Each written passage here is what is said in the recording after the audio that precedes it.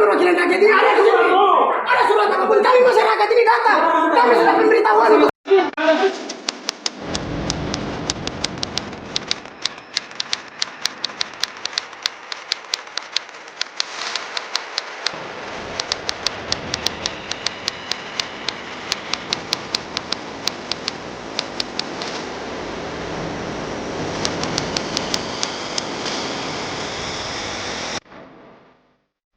Jangan seperti itu, Bapak.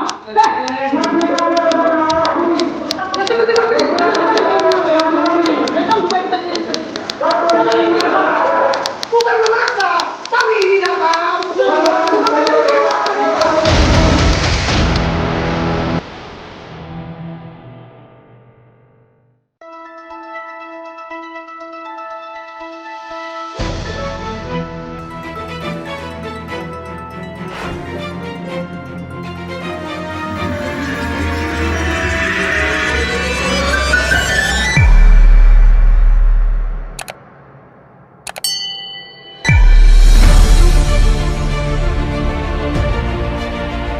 Mahasiswa Untrip Kalabahi dan sejumlah elemen masyarakat lainnya dibuat geram saat hendak menemui Sulaiman Sins SH selaku Wakil Ketua 2 DPRD Kabupaten Alor pada 3 Februari 2023 lalu.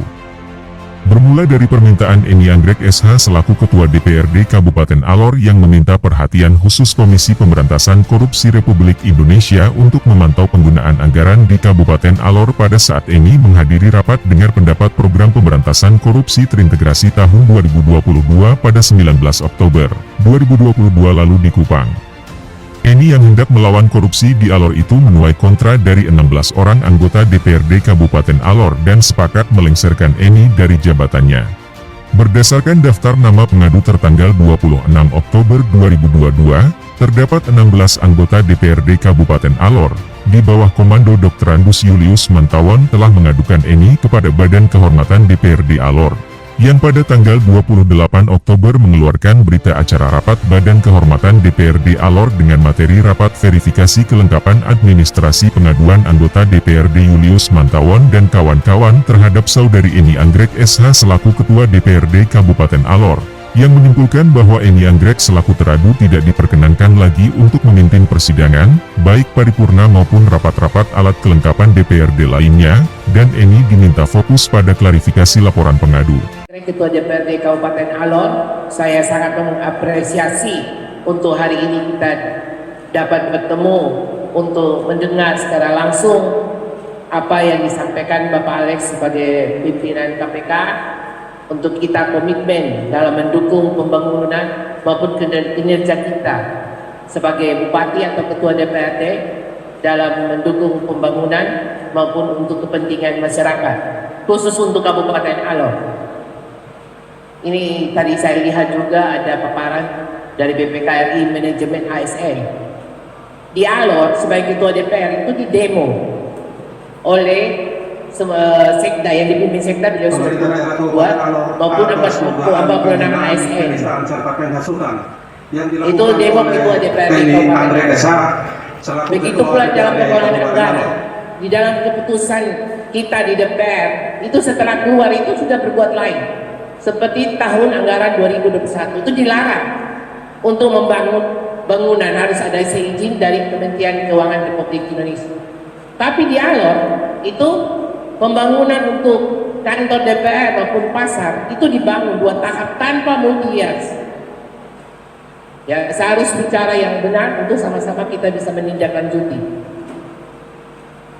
Begitu yang disampaikan, belum lagi yang lain-lain, sehingga hari ini hadir di Kupang Bapak dari pimpinan KPK Republik Indonesia maupun BPKP RI.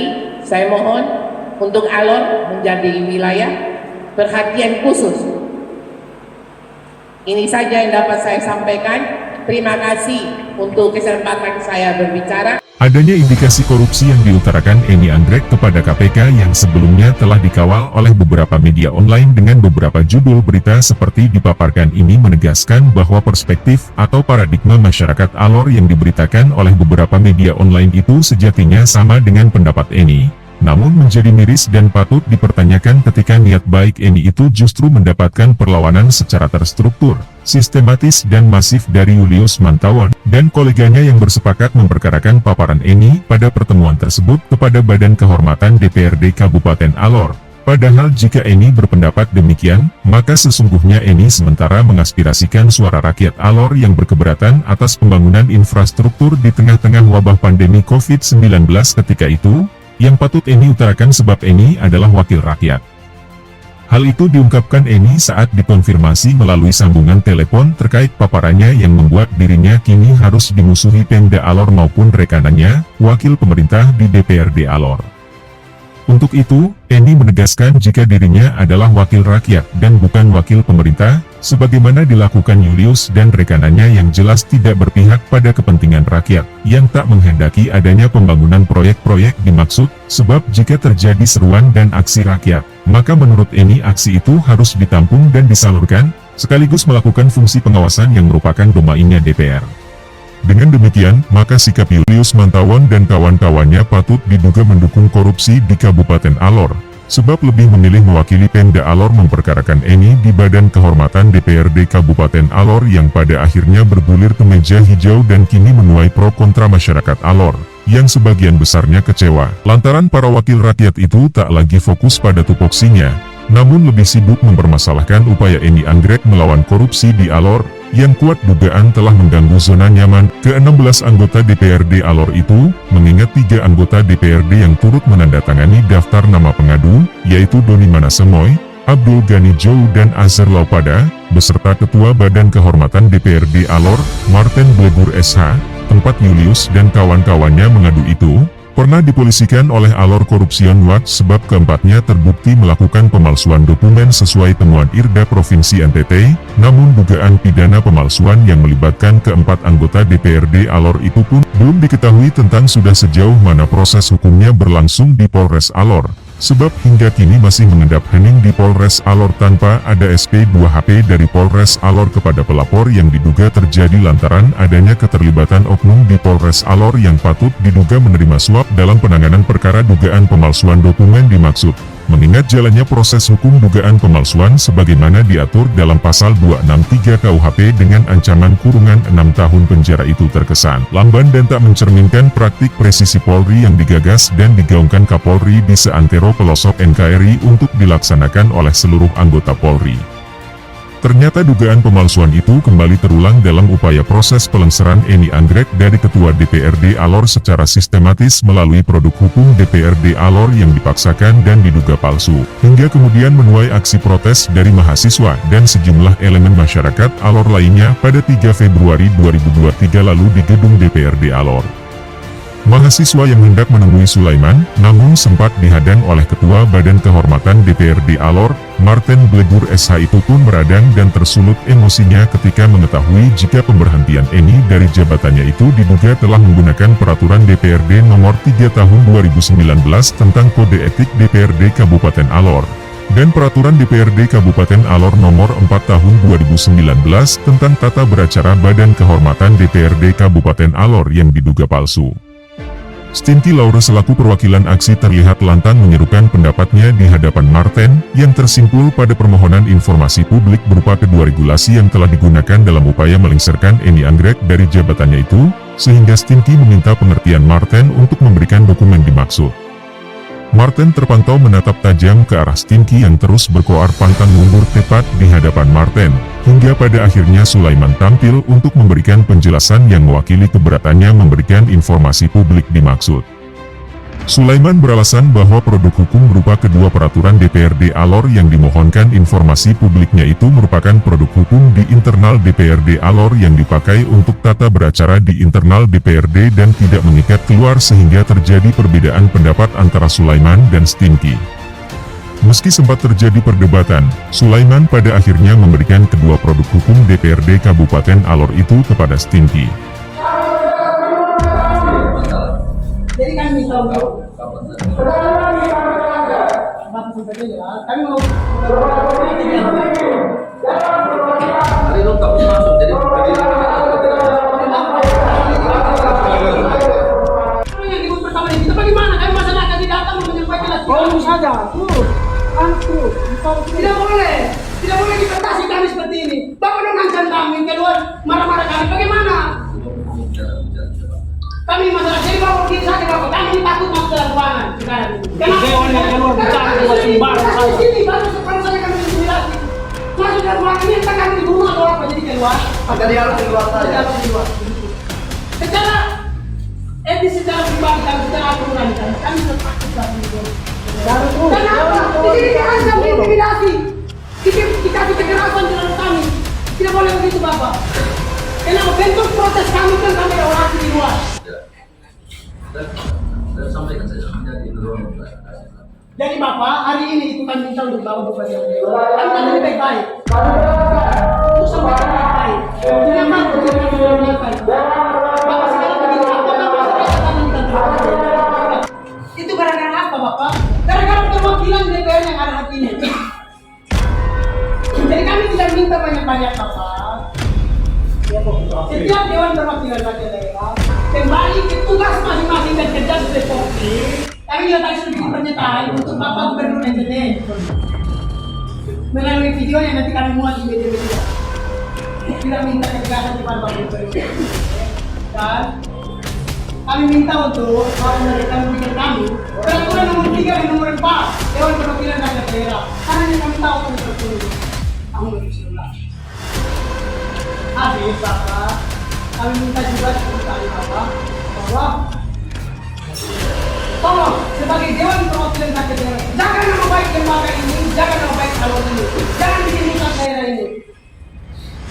Artinya tindakan Bapak anggota DPRD, kasus pemalsuan dokumen itu Bapak media sudah tahu dan orang tahu bahwa dijelekan Dewan Perwakilan Rakyat Daerah seperti ini. Yang dibicarakan bukan pribadi orang, tapi yang dibicarakan daerah ini. Jadi kami minta sanksi tegas dari Bapak sebagai wakil rakyat, sebagai pimpinan Dewan Perwakilan Rakyat, sebagai wakil ketua 2, tolong untuk ditindaklanjuti permasalahan ini. Itu kehadiran kami hari ini. Kami minta tadi nomor 3 kembali ke jabatan masing-masing untuk fokus urus masyarakat dan segera memberikan kami hati nomor 3 dan nomor 4. Jadi cuma kita menyampaikan pendapatnya. Saya juga siap menerima apa yang menjadi aspirasinya. Kita akan lakukan sesuai dengan mekanisme yang ada. Ya, karena apa yang ada di orang tahu yang dengan persoalan yang ada di DPR ini itu semua persoalan internal di dalam DPRD, ada mekanisme penanganan. Ya, penanganan yang itu oleh kehormatan dan lain-lain ini lembaganya lembaga suci, komunikasi, interaksi dan jalan-jalan itu semua sedang dilakukan. Ya, kita mau segala sesuatunya juga berjalan yang baik. Saya kita juga bisa bekerja dengan kecerdasan, biar kita daerah ini tinggal 1 tahun setengah lagi kita juga mau berjalan dengan baik. Ya, sebagai pimpinan DPRD, saya menerima aspirasi ini. Semua peraturan itu pada tidak ada disebutkan. Jadi kalau tidak ada, siap terdelegasi. Kami sudah tahu dari media, Bapak. Karena itu nomor 3 dan nomor 4 itu yang dipakai untuk pemberhentian, artinya peraturan itu sudah siap dan ada. Itu tak perlu kita itu Bapak. Maka kami minta sebagai bentuk keterbukaan informasi, bukan kemudian sekarang kami bisa bangun dan nanti disiapkan. Kalau tidak boleh begitu, karena kami tahu aturan itu yang dipakai untuk pemberhentian, maka aturan itu kan kami tahu kami akan minta. Itu prosedur di dalam DPRD. Iya, prosedur Bapak kami paham. Tata berbicara itu dia mengikat ke dalam anggota DPRD, dia tidak mengikat keluar. Itu Bapak. Itu karena itu dalam keputusan internal kami. Jadi kalau ada orang mau melakukan pengaduan terhadap sikap kepada DPRD, silakan lakukan. Dia berproses secara internal. Kita pasti terbuka informasi publik ini. Iya. Maka kami minta tadi itu. Karena bukan dikasih. Itu kan bulan Desember kan sudah dipakai. Dipakai bulan Desember itu. Sekarang kami minta. Dia prosesnya proses internal. Juga saya kasih tahu atau tidak. Dia tidak mengikat keluar. Kita mengikat 30 orang itu karena itu menyangkut yang tanda kutip dan kode etik anggota DPRD. Yang bukan anggota DPRD tidak berlaku undang-undang itu, apa namanya, peraturan itu. Memang Pak, sebagai fungsi pengawasan. Sesuatu yang tidak ada. Tadi nomor 3 Yang saya memang mau tidak itu yang ada yang minta sesuatu yang berlaku toh. Ya, saya minta karena ada nomor 3 yang memang tidak berlaku. Ada kan ngomong apa yang mau berlaku kan? Yang berlaku sekarang Yang apa? berlaku di Dewan Perwakilan Rakyat ini sama saja. Saya mau kasih kamu sesuatu yang berlaku sekarang. Sementara itu, Eni Anggrek kepada wartawan saat dihubungi via telepon mengatakan tidak pernah menandatangani kedua produk hukum tersebut, dan dikatakannya bahwa apabila tertera tanda tangannya pada produk hukum DPRD Alor tersebut, maka itu adalah hasil scan dan bukan tanda tangan basah yang dibubuhkannya di sana. Tidak adanya paraf dari Sekwan, Kepala Persidangan dan Kepala Undang-Undang DPRD Kabupaten Alor dalam kedua produk hukum DPRD Alor itu juga disebut Eni Anggrek menjadi pertimbangannya dalam menilai keabsahan peraturan DPRD Alor nomor 3 dan nomor 4 tahun 2019 itu, sehingga kemudian dikatakan Eni sebagai produk hukum palsu, yang kemudian sangat disayangkan oleh Eni sebab kedua regulasi itu telah menjadi dasar dikeluarkannya anggaran sekira 800-an juta rupiah, yang telah digunakan oleh para anggota DPRD Alor untuk melakukan reses pada tahun 2022 lalu. Selain itu, Eni juga menuturkan bahwa peraturan DPRD nomor 3 tahun 2019 tentang kode etik DPRD Kabupaten Alor, dan peraturan DPRD Kabupaten Alor nomor 4 tahun 2019 tentang tata beracara Badan Kehormatan DPRD Kabupaten Alor itu tidak termasuk dalam daftar himpunan hasil rapat paripurna. Sehingga kemudian Eni menegaskan kembali bahwa kedua produk hukum yang telah dipedomani Marten atas aduan Julius Mantawan dan kawan-kawannya untuk memberhentikan Eni dari jabatan Ketua DPRD Alor itu adalah produk hukum DPRD Alor palsu, sehingga patut dipandang cacat hukum terhadap turunan produk hukum lainnya yang dilahirkan dari kedua produk hukum tersebut dapat dibatalkan demi hukum sebab sama-sama merupakan produk hukum palsu. Eni Anggrek dalam keterangannya itu mengatakan juga bahwa apabila peraturan DPRD Alor nomor 3 dan nomor 4 tahun 2019 itu telah resmi ditetapkan, maka menurut Eni, harusnya kedua produk hukum itu sudah dicetak menjadi buku dengan cover berwarna dan digandakan untuk dibagikan kepada seluruh anggota DPRD Alor guna dipedomani, namun kenyataannya tidak demikian, sebab menurut Eni, hard copy peraturan DPRD Alor yang diberikan kepada Stinky selaku koordinator umum aksi yang dilangsungkan pada tanggal 3 Februari 2023 itu adalah kopian dalam lembaran kertas HVS, dan bukan dalam bentuk buku yang sudah dicetak, sebab menurut Eni, kendatipun isi dari peraturan itu adalah mengikat ke dalam internal DPRD Alor, yakni oleh 30 orang anggota DPRD Alor sesuai ungkapan Sulaiman, namun disebutnya bahwa masyarakat penting mengetahuinya agar dapat melakukan fungsi pengawasan publik terhadap kerja dan kinerja DPRD Alor sebagaimana dilakukan mahasiswa Untrip Kalabahi dan beberapa elemen masyarakat Alor lainnya. Berikut ini kami paparkan wajah ke-16 anggota DPRD Kabupaten Alor dan logo partai politik yang telah mengusung ke-16 wakil rakyat yang disebut Eni sebagai wakil Pemda Alor di DPRD Alor itu, untuk diketahui rakyat Alor, yang mungkin saja belum mengenali ke-16 wakil rakyat tersebut, yang telah menandatangani surat pengaduan kepada Badan Kehormatan DPRD Kabupaten Alor. Untukmu yang duduk sambil diskusi, untukmu yang biasa bersafari di sana, di gedung DPR, wakil rakyat kumpulan orang hebat, bukan kumpulan teman-teman dekat, apalagi sanak famili. Di hati dan lidahmu kami berharap, suara kami tolong dengar lalu sampaikan. Jangan ragu, jangan takut karang menghadang, bicaralah yang lantang, jangan hanya diam.